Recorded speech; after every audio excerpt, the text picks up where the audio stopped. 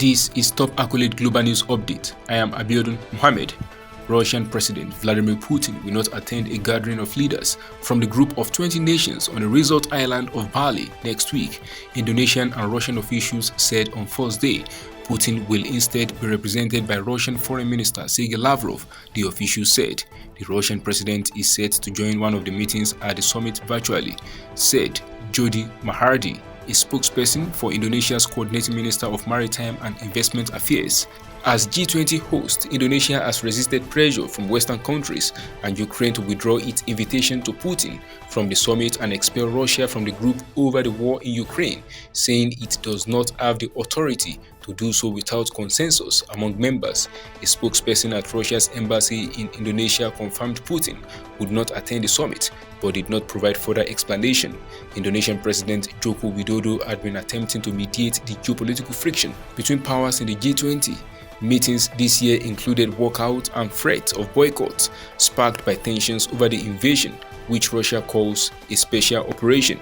The president, who is widely known as Jokowi, in a recent interview with the Financial Times said Russia was welcome at the summit, which he feared would be overshadowed by a very worrying rise in international tensions.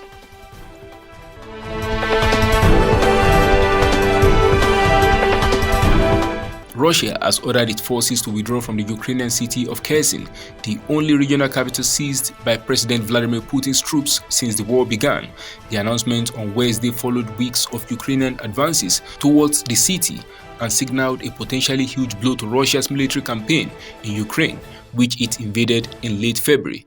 In televised comment, General Sergei Surovikin said it was no longer possible to keep Kherson city supplied. The announcement came hours after the Russian-installed deputy head of Kherson, Kirill Stremusov, was reportedly killed in a car crash after weeks of urging residents to evacuate the area. Pavel Fegunhar, a Moscow-based Russian military and defense analyst, said the announcement was a big blow to Moscow and was being criticized in Telegram channels linked to the nationalist right.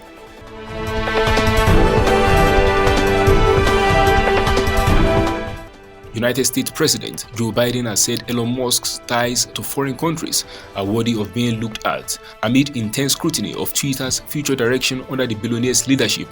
Biden made the remarks on Wednesday when asked if he believed Musk was a threat to national security and whether his purchase of Twitter with the help of a member of Saudi Arabia's royal family should be probed by US authorities. Musk, the world's richest man, completed his $44 billion purchase of Twitter last month with the help of funding from foreign sources, including Prince Al-Walid bin Talal of Saudi Arabia, a long-time investor in the social media network, and an investment firm owned by Qatar's sovereign wealth fund. Asked how the Tesla CEO and founder's foreign ties could be investigated, Biden said, in quote, "There is a lot of ways."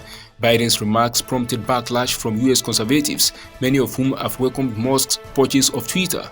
Tom Fitton, president of activist group Judicial Watch, on Twitter accused Biden of personally targeting his political opponent.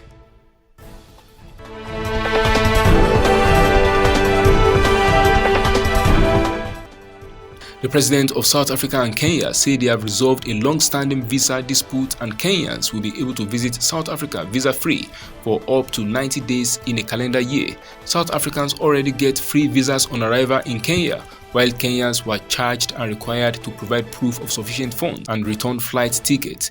The new agreement, which is set to take effect on January 1st, was announced during the first official trip of South African President Cyril Ramaphosa to Kenya on Wednesday. Meanwhile, he and his Kenyan counterpart William Ruto also directed their trade ministers to address barriers that limit trade between the two countries, which are among the strongest economies in Africa. The duo also praised the Ethiopia peace agreement signed last week in South Africa and brokered by the African Union. They appealed to the parties to ensure full implementation of the agreement to reach a lasting political settlement.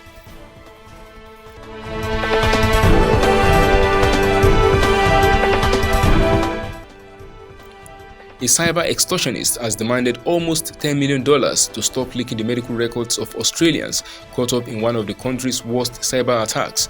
In a message posted on the dark web early on Thursday morning, the hacker said it was demanding $1 from Medibank, Australia's largest private health insurer, for each of the 9.7 million customers affected in an enormous data breach last month. The cyber criminal or criminal organization also posted information purporting to link clients to their abortions after earlier this week releasing a naughty list appearing to show customers who received treatment for addiction, mental health issues, and HIV.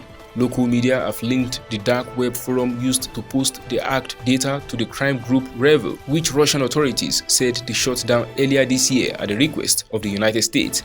Medibank CEO David Koskar on Thursday condemned the hackers' actions as disgraceful while reiterating an apology to customers.